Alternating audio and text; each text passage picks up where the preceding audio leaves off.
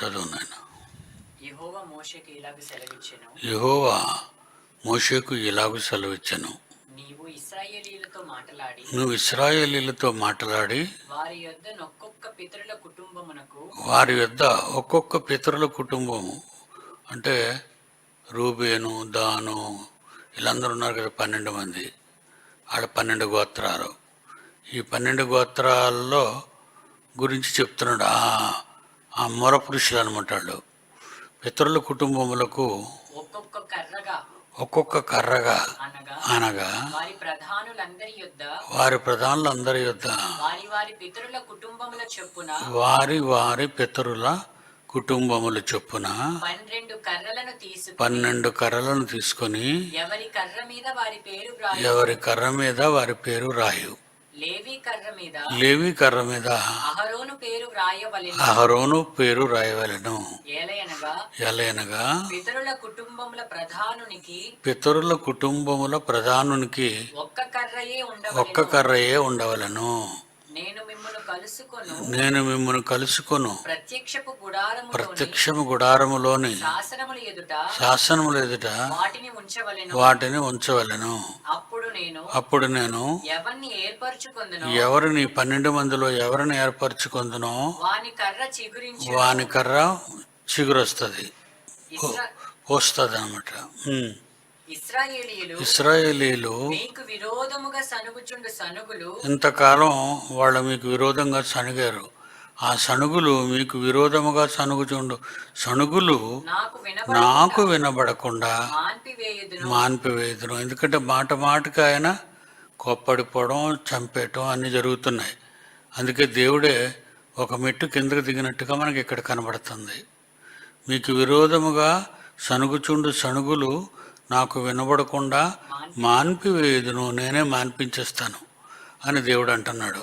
కాబట్టి మోషే ఇశ్రాయేలీయులతో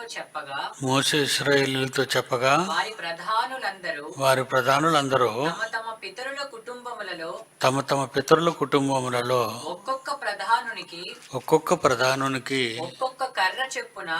కర్ర చొప్పున 12 కర్రలను అతనికి ఇచ్చిరి. అహరోను కర్ర వారి కర్రల మధ్య ఉండెను. మోషే వారి కర్రలను దేవుని కొరకు వేసిన సాక్ష్యపు గుడారములో యెహోవా సన్నిధిని ఉంచెను. మరునాడు మోషే సాక్ష్యపు గుడారములోనికి వెళ్లి చూడగా లేవి కుటుంబపుదైన అహరోను కర్ర చిగిర్చి ఉండెను. అది చిగిర్చి పువ్వులు పూసి బాదము పండ్లు గలదాయను. మోషే యెహోవా సన్నిధి నుండి ఆ కర్రలన్నిటిని ఇశ్రాయేలీయులందరి ఎదుటికి తేగా వారు వాటిని చూచి ఒక్కొక్కడు ఎవరి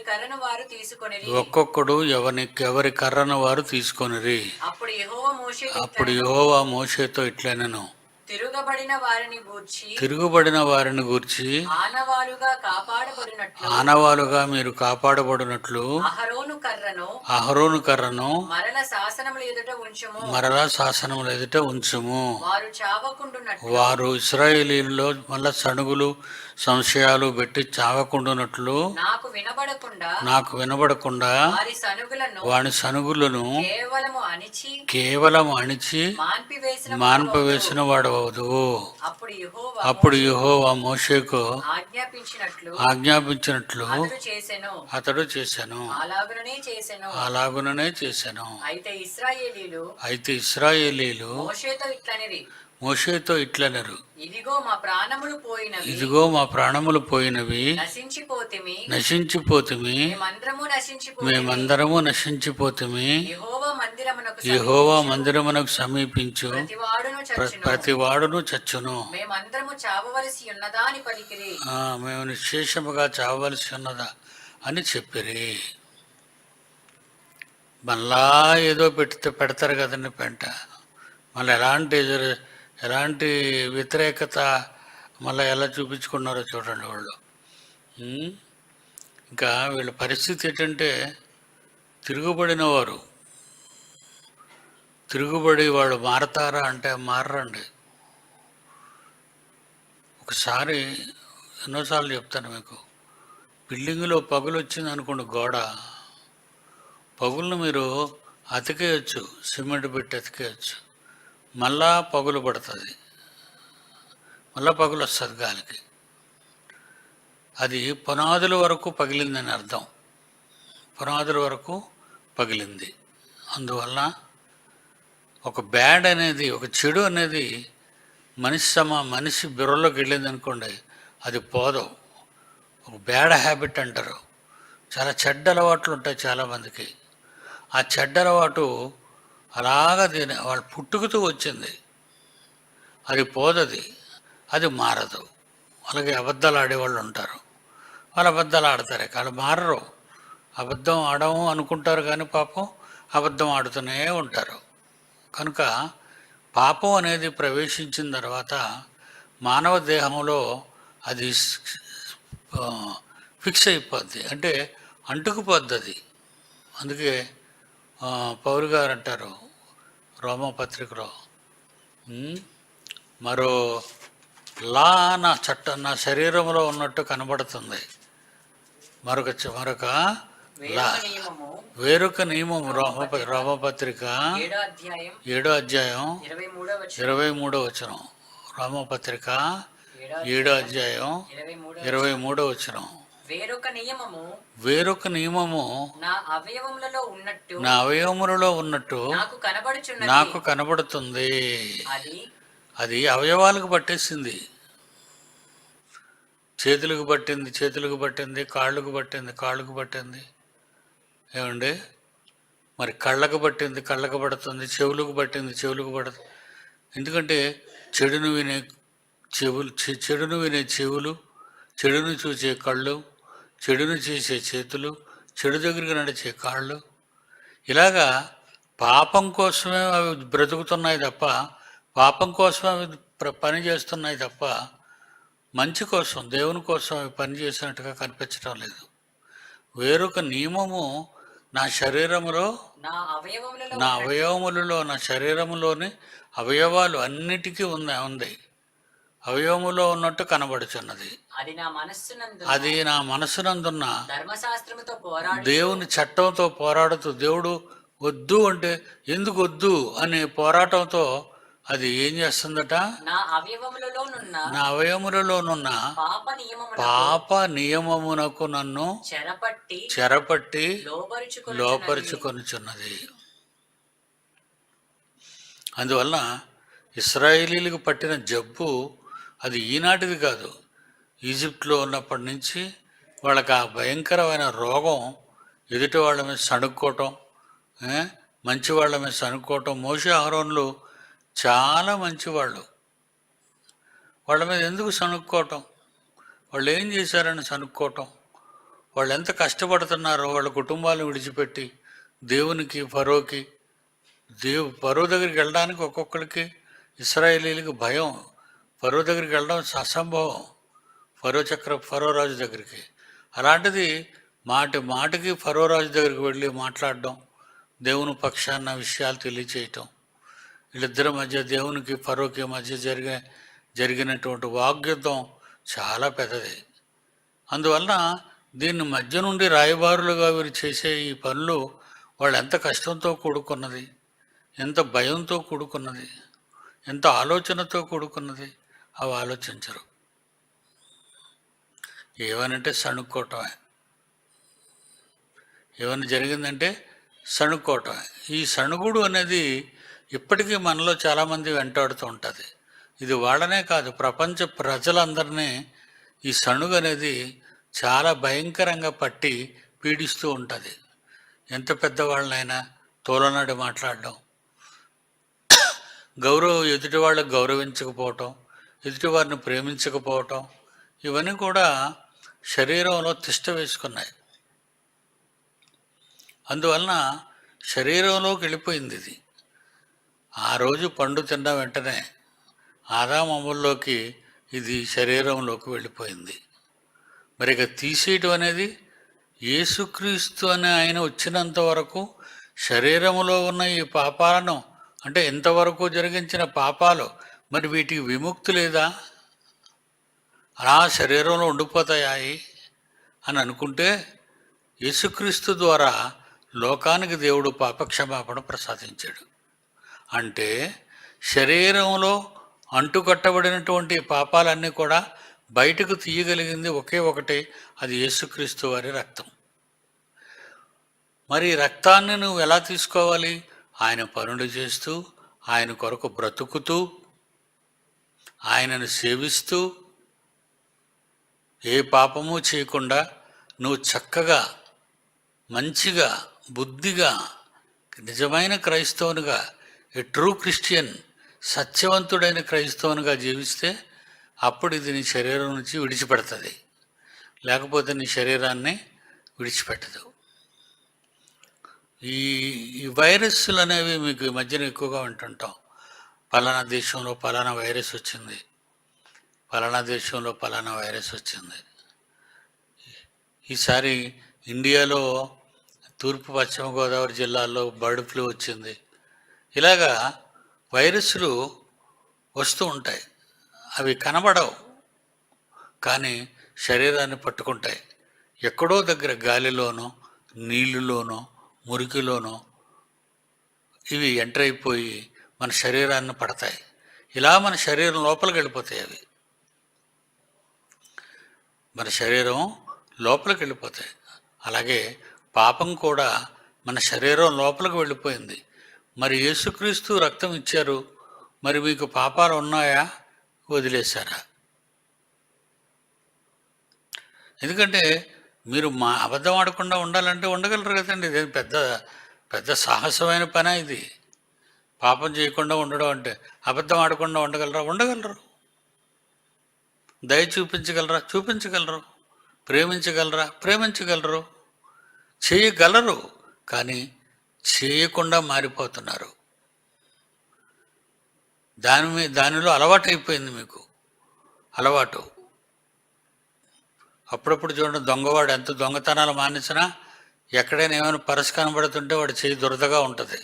ఎందుకంటే వాడు దాన్ని చూశాడు, మళ్ళీ వీడికి అది పాత జీవితం అంతా జ్ఞాపకం వచ్చి నేను ఇప్పుడు ఆ పరస కొట్టిస్తే చాలా డబ్బు ఉంటుంది అని ఇలాంటి ఆలోచనలు ఆలోచించుకుంటూ ఉంటాడు. అలాగే క్రైస్తవులైన మనం కూడా అలాంటి పరిస్థితుల్లోనే ఉన్నాం. యేసు రక్తం మనల్ని కడిగిన, ప్రతి పాపం నుండి మనల్ని శుద్ధి చేసిన, మరలా మనం పాపం చేస్తూనే ఉంటాము అంటున్నాడు దేవుడు. ఒకసారి చూద్దాం. మొదటి అధ్యాయం, మొదటి యోహాను పత్రిక 1వ అధ్యాయము 7వ వచనం. అయితే ఆయన వెలుగులో ఉన్న ప్రకారం దేవుడు వెలుగులో ఉన్నాడు, మనమును వెలుగులో నడిస్తే మనము అన్యోన్య సహవాసము దేవునితో మనం అన్యోన్య సహవాసం గలవారమై ఉంటాము. అప్పుడు ఆయన కుమారుడైన యేసు రక్తము ప్రతి పాపము నుండి మనల్ని పవిత్రులుగా చేయును. అంటే ప్రతి దినము నువ్వు ఆయనతో అన్యోన్య సహవాసం కలిగి ఆయన చెయ్యి పట్టుకొని నడిచినా ఏమవుతున్నావట? పక్క నుండి కూడా అన్యోన్య సహవాసము గలవాడు అయినను ఆయన కుమారుడైన యేసు రక్తము అప్పుడు కూడా ప్రతి పాపము నుండి మనలను పవిత్రులుగా చేస్తాడు. ఏమంటే దేవుడు వెలుగులో ఉన్నాడు, మనం వెలుగులో ఉన్నాం, మనకి దేవునికి మంచి సంబంధం ఏర్పడింది. అప్పుడు కూడా మనం పాపం చేస్తాం అని అంటున్నాడు దేవుడు. అప్పుడు కూడా పాపం చేస్తున్నాడు. భార్యను ఎక్కించుకున్నాడు, బండి మీద వెళ్తుంటాడు. ఎవరైనా అందంగా ఏమండి మరి అట్రాక్టివ్ పర్సనాలిటీతో కనబడింది అనుకోండి, అప్పుడు మా బండి మీద నుంచి ఆమె కాసి చూస్తాడు. చూసి ఏమనుకుంటాడు? ఏదో అనుకుంటాడు కదా. అలాగే భర్త వెనకాతల భార్య కూర్చుంటుంది, ఇద్దరు బండి మీద వెళ్తుంటారు, రోడ్డు మీద ఎంతోమంది కనబడుతుంటారు, భార్య కూడా అట్రాక్టివ్ అవుతుంటుంది చూసి. అంటే అక్కడ కూడా మీరు బయటకు తెలియదు ఈ విషయం. ఇదంతా కూడా పూర్తి సైలెంట్గా జరిగే పాపాలు ఇవన్నీ సైలెంట్గా జరుగుతున్న పాపాలు. అలా చూసి వాళ్ళు అట్రాక్ట్ అవుతారు. అంటే భర్త ప్రక్కనున్న నీ మైండ్ బాగోలేదా? భార్య మైండ్ బాగోలేదా? బాగలేదు. భార్య పక్కన ఉన్న భర్త మైండ్ బాగోలేదా? బాగోలేదు. వాళ్ళు అట్రాక్టివ్ అయిపోతారు. ఎందుకంటే పాపం. అందుకే మనం అంటాం, "ఓరు తెలుగు తక్కువ వాళ్ళారా, జాగ్రత్తగా ఒళ్ళు కప్పుకునే డ్రెస్సులు వాడండి" అంటాం. ఎందుకు? ఇప్పుడు ఇస్లాం వాళ్ళు ఉన్నారనుకోండి, వాళ్ళు పీక వరకు గౌన్ వేసుకుంటారు, నల్లటి గౌను. అది నల్లటి గౌను వేసేసుకొని మీదన మళ్ళా కూడా ఇలా ముసుగు వేసేసుకుంటారు. ఇంకెక్కడైతే ఇక్కడున్న ముసుగు తీస్తారు కానీ ఇలాగా చూడడానికి. విదేశాల్లో అయితే జాలి.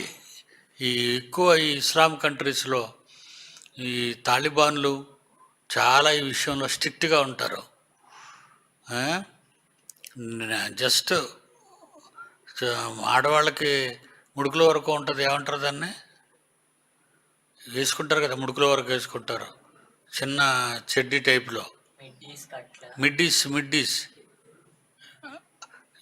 వేసుకొని న్యూస్ చదువుతుంది, చంపేశారు వెళ్ళి. ఎందుకు వేసుకున్నావు ఇదని అంటే మరి వాళ్ళు చెప్పరు, ఎందుకు వేసుకున్నావు అని చెప్పరు, చంపేయటమే. టపా షూట్ చేసి పడేశాడు. అంత స్ట్రిక్ట్గా ఇస్లాం దేశాల్లో కొన్ని ఉన్నాయి, కాదని నేను అన్నాం. మనం కూడా అది ఎందుకంటామంటే కప్పేసుకోండి. ఒళ్ళు కప్పేసుకుంటే మరొకానికి శోధన రాదుగా, మగవాడికి శోధన రాదుగా. మన ఆడవాళ్ళు భర్తలు ఉన్నవాళ్లే ఏమండి దారుణంగా ఏంటివి అవి ఒళ్ళంతా గట్టిగా పట్టేసి, లెగ్గిన్స్ అట, ఒళ్ళంతా గట్టిగా పట్టేసి ఏమండి ఎక్కడ కూడా మడతలు రావడానికి కూడా అవకాశం లేకుండా, బాడీ అంతా స్కిన్ ఎలాగుందో అలాగే అదే కలర్లో కూడా వేసుకుంటారు. చూసారా, మన బాడీ ఎలాంటి కలర్ ఉందో అలాంటి కలర్గా ఉన్నవి ఏంటివి అవి లెగిన్స్ కొనుక్కుంటారు. అంటే కావాలని కొంటారా? అంటే నేను ఇలా ఉన్నాను, మీరు చూడండి, అంతేనా? దారుణం అండి. దానికి ఎంతో బాధపడిపోతూ ఉంటాను నేను. ఎలా చెప్తావు ఇంకెళ్ళకి? అయినా వేసుకొస్తున్నారు అంటే మన వాళ్ళ గురించి ఎలా చెప్తాం? వాళ్ళ గురించి ఏ విధంగా చెప్తే వాళ్ళు వింటారు? ఇక వినరు. నీవు నీ భర్తను ఆకట్టుకోవడానికి నీ ఇంటిలో వేసుకోవలసినవి అవి, వీధిలో వేసుకెళ్ళవలసినవి కాదు. ఇప్పుడు నేను వద్దన్నాను అనుకోండి, బయట దుకాణాల్లో మీకు చీరలు తప్ప, అవి ఒళ్ళంతా కప్పేవి తప్ప, రకరకాల డిజైన్లతో మీకు ఏమి దొరకవు. అన్ని షాపులో ఉన్నవన్నీ కూడా సెక్స్ డిజైన్లతోనే, సెక్స్ కొలతలతోనే కొలవబడిన బట్టలే అమ్ముతారు, హ్యాంగ్ చేస్తారు బయట షాపు దగ్గర. దేవుని పిల్లలారా, మనం ఎంత మాన్పిద్దాం అనుకున్నా మాన్పించలేము. ఎందుకంటే మాకు లెగ్గిన్స్ వద్దండి, లంగా జాకెట్టు వాణి ఉంటే ఇవ్వండి అంటే, అవి లేవమ్మా, ఇంకా నువ్వు పాతకాలంలో నుంచి బయటకు రాలేదా అంటాడు షాపుడు. వాడి దగ్గర ఉండవు. ఎందుకంటే ప్రజలు కోరుకున్నవన్నీ అలాంటివే కోరుకుంటారు. ఏవి కోరుకుంటారో ఆ బిజినెస్ చూసుకుంటాడు కానీ, వాటిని అమ్మడానికి చూసుకుంటాడు కానీ, ఈ విధంగా మంచి సమాజానికి మంచి చేద్దాం అనేది ఉండదు. కనుక సాతానుగాడు వేసిన బాణం ఏదైనా వనంలో అది ఈ రోజు వరకు మానవ సమాజాన్ని సర్వనాశనం చేసేస్తుంది.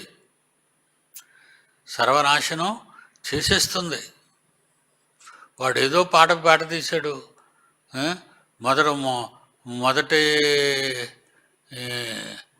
మొదటి సినిమా ఏంట్రా వాడిది? అల్లు అర్జున్ గడిది పుష్ప 1. అందులో ఒక పాట ఇట్టాడు. ఆ పాట అలాగా ఆంధ్ర 2 రాష్ట్రాలని వెళ్ళిందండి, తెలుగు రాష్ట్రాలని. 2 తెలుగు రాష్ట్రాలని వెళ్ళింది. ఆ తర్వాత అది పోయింది. తర్వాత పుష్ప 2 తీశాడు, ఇందులో ఒక పాట పెట్టాడు.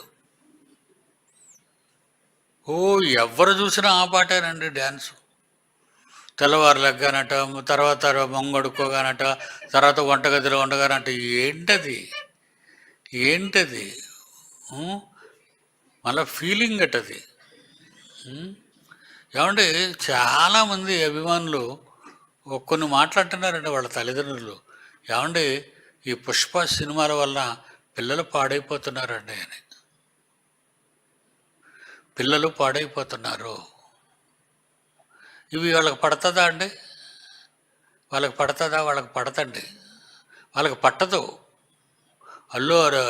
అరవింద్ వీళ్ళు అసలు ఈ పిక్చర్ ఫీల్డ్కి ఎలాగొచ్చారు?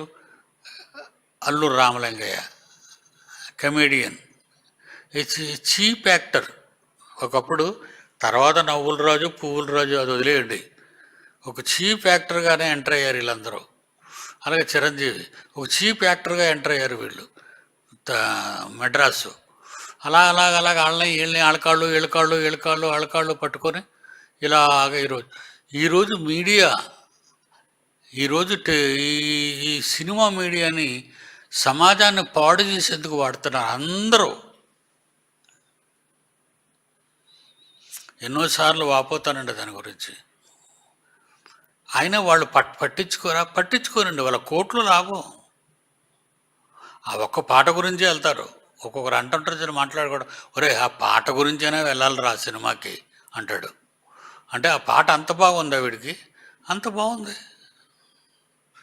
అందరికీ బాగుంటుంది. అందరికీ బాగున్నదే ఆడిస్తాడు వాడు.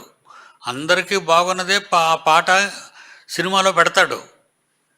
దేవుని పిల్లలారా, సర్వ సమాజం నాశనం అయిపోయిందరా. సమాజం నాశనం అయిపోయింది. ఇక దీన్ని మనం బాగు చేయటం అసంభవం. కనీసం మన దగ్గర ఉన్న వాళ్ళు మనం కూడా బాగుపడాలనే ప్రయత్నం చేద్దాం. కానీ ఇందులో కూడా తప్పిపోతున్న వాళ్ళు కనబడుతున్నారు. మన దగ్గరికి వచ్చారు, కూర్చున్నారు, ఈవేళ కూర్చున్నారు. మీరంతా కూర్చుంటే 100 మంది ఉంటారా? లేదంటే ఒక 110 మంది అని ఉంటారు, 20 మంది ఉంటారు. ఉన్నారు కదా. మరి ఉదయం వచ్చిన 4 ఫ్లోర్లు నిండిపోయారు. చల్లారిదే 4 ఫ్లోర్లు నిండిపోయారు చల్లారితో సహా. మరి వీళ్ళందరూ ఏమయ్యారు? వీళ్ళకి వద్దు. మేము నేర్చుకోవలసింది ఏమీ లేదు, మేము వినవలసింది ఏమీ లేదు, మాకెవరు చెప్పవలసింది ఏమీ లేదు. ఏంటి పని? లోకంలో పనులేనా? దేనికి ఉండిపోయారు? ఇంటి దగ్గర ప్రార్థన చేసుకోవడానికి ఉండిపోయారా? ఇంటి దగ్గరికి ఉపవాస ప్రార్థన చేయడానికి ఉండిపోయారా? కాదు. వాళ్ళ లగ్జరీ లైఫ్. ఈ లోకంలో ఉన్నాం కనుక ఈ లోకాన్ని అనుభవించాలి. జీవితం ఎంతకాలం ఉంటుంది? 50-60 దాటిందంటే వృద్ధాప్యం ఎంటర్ అయిపోద్ది. ఈ వృద్ధాప్యం ఎంటర్ అయిపోతే మన కోరికలు ఉన్నా తీర్చుకోలేని పరిస్థితి. కనుక మనం ఇప్పుడే అన్నీ అనుభవించాలి అని అనుభవించడానికి మన వాళ్ళు కూడా అదే ప్రయత్నాల్లో ఉంటారు. కనుక వాళ్ళు రారు. మనం ఎన్నిసార్లు చెప్పినా వాళ్ళు రారు.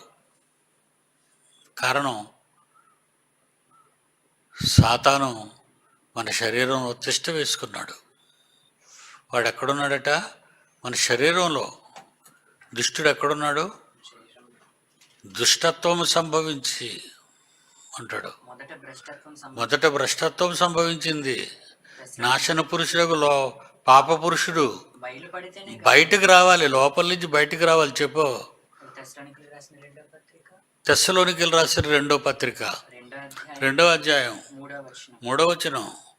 తెస్సలోనికీయులు రాసిన 2వ పత్రిక 2వ అధ్యాయం 3వ వచనం. మొదట భ్రష్టత్వం సంభవించి భ్రష్టులు అయిపోతారు. ఎంత చెప్పండి? ఆ భ్రష్టత్వం వాళ్ళని వదలదు. భ్రష్టత్వం అనేది వాళ్ళని వదలదు. ఏడమ్మా సీన్ వచ్చాడా? ఏడి చెయ్యొద్దు. ఎక్కడున్నాడు? రైట్. నీ మీద కన్నేస్తున్నాను, కనబడటం లేదని. Very good. మొదట భ్రష్టత్వం సంభవించి నాశన పాత్రుడగు పాప పురుషుడు బయలుపడితేనే కానీ. ఏంటంటే జాగ్రత్తగా చదవాలి దాన్ని. ఏంటంటున్నాడు? మొదట భ్రష్టత్వం సంభవించిందంటే అర్థం ఏంటి? ఇప్పుడు ఎవరికైనా ఏదైనా పని చెప్పనుకోండి, అబ్బా ఉండండి ఈవేళ ఒంట్లో బాగాలేదు, నీరసంగా ఉంది. నీరసంగా ఉన్నానికి ఇంకే పని అని చెప్తావా? ఒరే ఆ గుడ్డ తీసుకొచ్చి ఇక్కడ అందించరా అనడానికి ఆ మాట అన్నాడంటే ఇక మనం వాడికి ఏ పని ఉండమ్మా, వాడు గట్ట బాగా నీరసించిపోయాడట, లేవలేకపోతాడు, ఈ వేళకు వదిలేయాడిని. మొదట భ్రష్టత్వం సంభవించి దేవుని పనికి రానివాడు, దేవుని పనిలో లేనివాడు, దేవుని కొరకు బ్రతకనివాడు భ్రష్టత్వం సంభవించింది అని అర్థం. వాళ్ళకి రండి అన్న రారు.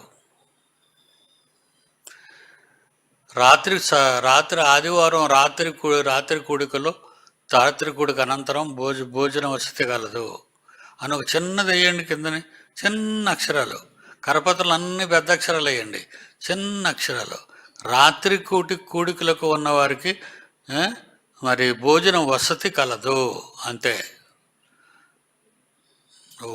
స్థలం సరిపోదు, మళ్ళీ అన్ని కెమెరాలు, అన్ని ప్రొజెక్టర్లు ఆన్ చేయాలి, అన్ని ఫ్లోర్లోనూ కుర్చీలు వేయాలి. ఇకపోతే పెద్ద గేట్ అవతల కూడా నిలబడతారు తిని చెరిపోయినంత వరకు. ఇదండి మానవత్వం. తిండంటే పండగ, తిండంటే పండగ. మీ కడుపే మీ దేవుడు. దేవుడే అన్నాడు, మీకు దేవుడు ఎవరు? మీ కడుపు, అంతే కదా. మీ కడుపే మీ దేవుడు. ఆ కడుపులో ఆ ఆకలికి, ఆ రుచికి, ఆ నాలుగుకి అది కానీ వినబడితే, ఆ చెవులకు వినబడితే, నాలుగును సంతోషపెట్టడానికి కాళ్ళు, చేతులు, కళ్ళు అన్నీ సహకరిస్తాయి, అన్నీ వెళ్ళిపోతాయి, అన్నీ వచ్చేస్తాయి. ఎంత దూరమైనా వచ్చేస్తాయి, ఉండిపోతారు, భోంచేసి పుష్టిగా వెళ్తారు. దేవుని పిల్లలారా, మొదట భ్రష్టత్వం సంభవించి నాశన పాత్రుడకు పాప పురుషుడు మీలో బయలుపడతాడు. ఎలా బయలుపడతాడు? ఏదో పెద్ద కొమ్ములతోని, కళ్ళుతోని, కూరలతోని కాడు. పాప పురుషుడు అంటే సాతాను అలాగ రాడు.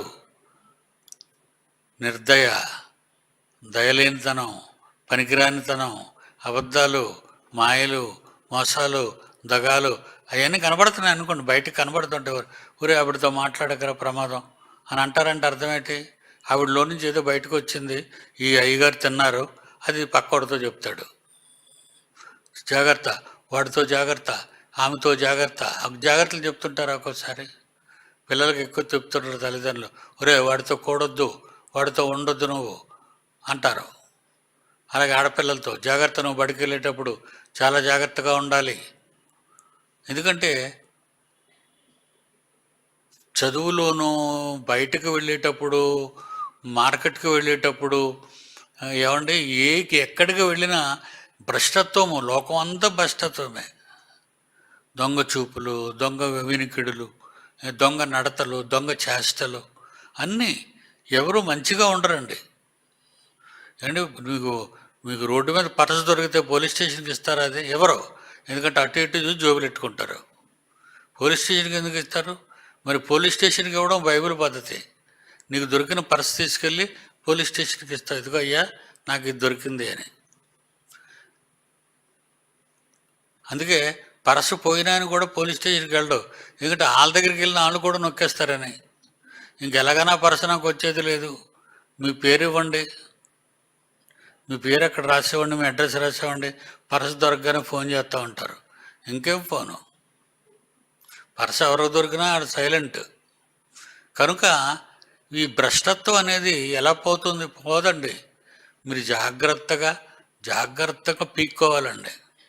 స్టిక్కర్ అంటించుకున్నారు కూడా చేతి మీద, అది తీస్తుంటే వెంట్రుకలు లాగిస్తుంటుంది, ఇప్పుడు నొప్పి వచ్చేస్తుంది. అందుకే జాగ్రత్తగా తడిపించిన తర్వాత స్లోగా తీయాలి. అలాగే పాపాన్ని కూడా చాలా జాగ్రత్తగా పెకళించాలి, తీసేయాలి దాన్ని.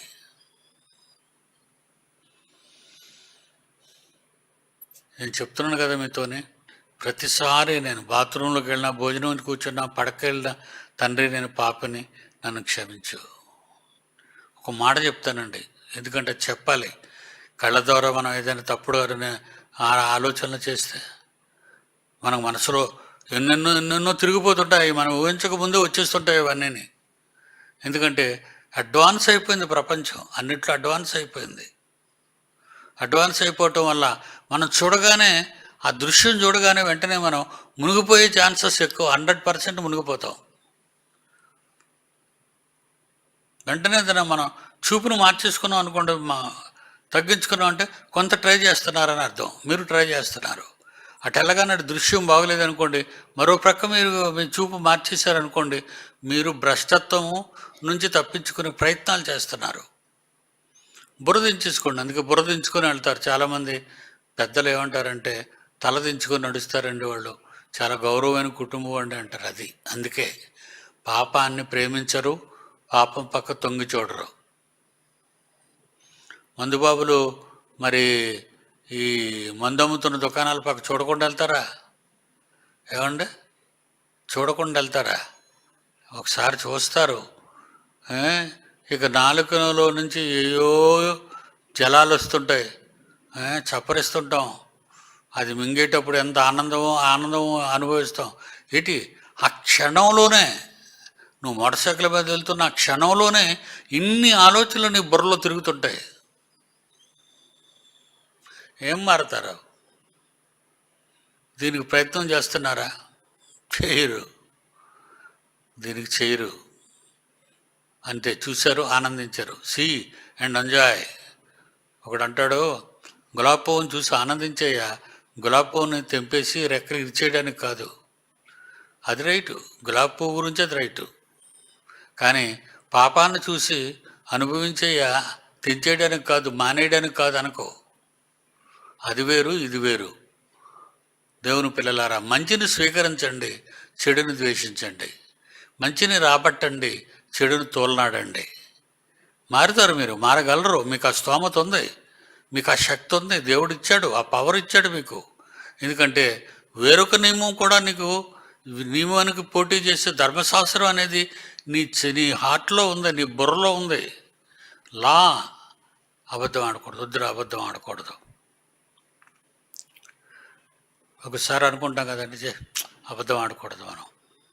కొంతమంది తప్పు చేసిన తర్వాత, ఒరే ఇవాళ చాలా బాధగా ఉందరా, తప్పు చేశాను అంటాడు. వెరీ గుడ్, నువ్వు మారు మనసుకు దగ్గర పడుతున్నావు, నువ్వు బాగుపడడానికి దారులు వేస్తున్నావు. అలా నువ్వు పాపాన్ని రోజుకి గెంటి వేస్తూ రావాలే తప్ప పాపాన్ని పెంచుకుంటూ రాకు. అబద్ధం ఆడవు కనుక దొంగతనం కూడా చేయాలని, దొంగతనం చేయాలి కనుక వ్యభిచారం కూడా చేయాలని, వ్యభిచారం చేయాలి కనుక నరహత్య కూడా చేయాలని, ఇలా పాపం నుండి పాపానికి నువ్వు వెళ్ళిపోకు. వెళ్ళిపోతే నీకు నష్టం. ఏ క్షణమైనా నువ్వు కళ్ళు మూసావు అనుకో, నీకు నిత్యాగ్ని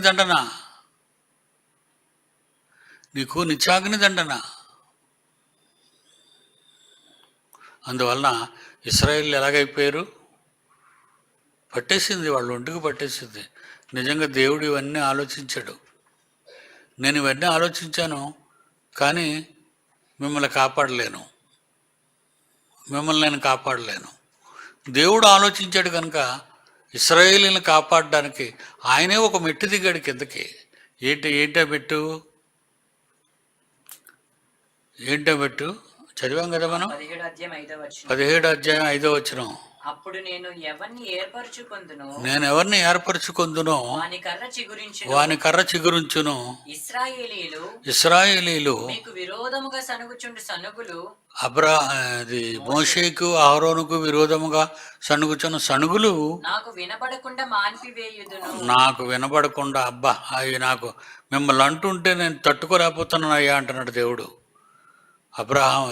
మోషే అహరోనులతో దేవుడు అంటున్నాడు, మిమ్మల్ని వాళ్ళు నానా మాటలు అంటుంటే నేను తట్టుకోలేకపోతున్నానయ్యా.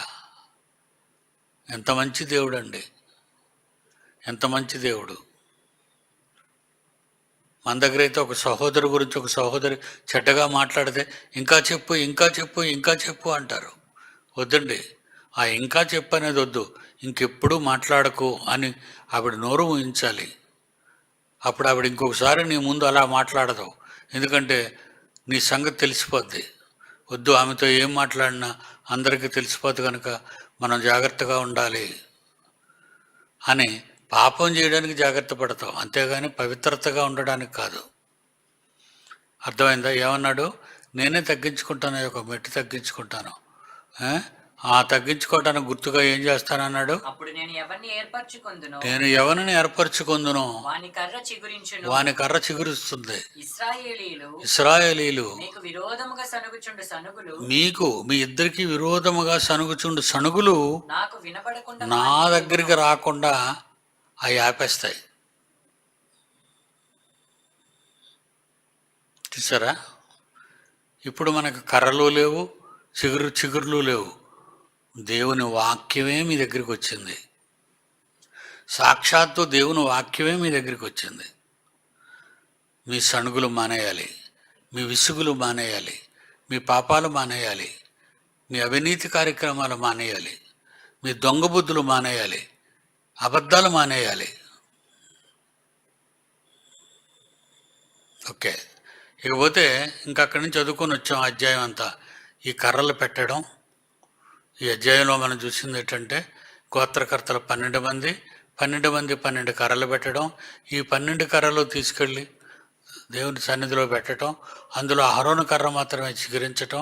ఎందుకంటే నీతిమంతుడు, మోషే లాంటి వాడు, మోషేకి అన్నయ్య అని కాదు కానీ నీతిమంతుడిగా జీవించాడు, నీతిమంతుడిగా జీవించాడు. దేవుని ప్రజల కొరకు కష్టాలు అనుభవించాడు తమ్ముడితో పాటు, మోషేతో పాటు అహరోను. కనుక మిమ్మల్ని అహరోను కర్ర చిగురించింది కనుక మళ్ళా తీసుకెళ్ళి దాన్ని అక్కడ పెట్టే. ఇకపోతే మిగిలిన కర్రలు అలా ఉంచండి అక్కడ వేరుగా, నేను చూస్తాను ఆ కర్రలో. ఆ కర్రలు చూసినప్పుడల్లా మీ గురించి వాళ్ళు తప్పుగా మాట్లాడిన, ఏ గోత్రం వాళ్ళు తప్పుగా మాట్లాడారు, అన్ని గోత్రాల కర్రలు ఉన్నాయి కదా, ఏ గోత్రం వాళ్ళు తప్పుగా మాట్లాడిన మాటలన్నీ నేను ఇక వినకుండా ఆపేస్తాయి. ఇది మీరు తయారు చేయండి అని దేవుడు ఒక మెట్టు దిగి తానే మరి రాజీకి వచ్చాడు అంటే ఇది విచారకరమైన సంగతి అంటారా? మీకు అలాంటి రాజీలు ఏం కావాలా? వద్దండి. మీరంత రాక్షసులుగా ఉండకండి, మీరంత అపవిత్రులుగా ఉండకండి, మీరంత భ్రష్టులుగా ఉండకండి. దేవుడు తగ్గించుకోకూడదు, దేవుడు హెచ్చింపబడాలి. మనం ఆయన సన్నిధిలో తగ్గించుకుంటూ మనం ఆయనకు నీతి ప్రవర్తన గలవారై ఉదయించి సూర్యుని వలె మన వెలుగు, మన మంచితనం, మన గొప్పతనం, మన ప్రేమ వెలుగు చూడాలి, అవి ప్రకాశించాలి. అవన్నీ ఆ మంచి గుణాలన్నీ నీలో నుంచి బయటకు రావాలి. అవి నీ చుట్టూ ఉన్న వారిని కాపాడాలి. అలా కాపాడగలిగితేనే నీ నీతికి మంచిది, నీ నమ్మికకు మంచిది, నీ నిరీక్షణకు మంచిది, నీ పాపాలకు విముక్తి. యేసు రక్తం ప్రతి పాపం నుండి మిమ్మల్ని పవిత్రులుగా చేస్తుంది. ఓకేనా? మరి సెలవు.